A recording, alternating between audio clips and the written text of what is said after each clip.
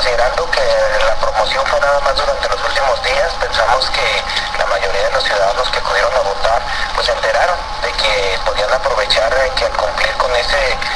compromiso que tenemos cívico podían obtener un beneficio adicional, que era pues, acceder a algunos descuentos con el comercio organizado, y afortunadamente hasta donde hemos sondeado la mayoría de los negocios pues cumplió con su descuento. Por el momento agregó que se encuentran en una retroalimentación para checar que todo haya salido bien. Estamos haciendo ahorita una retroalimentación para que en caso de que pues, algunas promociones no hayan sido cumplidas, pues nosotros también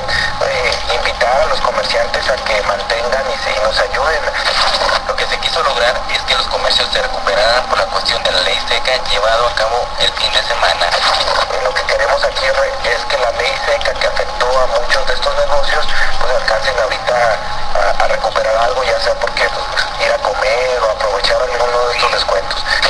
Por último comentó que fueron 50 negocios los registrados por parte de Cámara aquí en Juárez. Mira,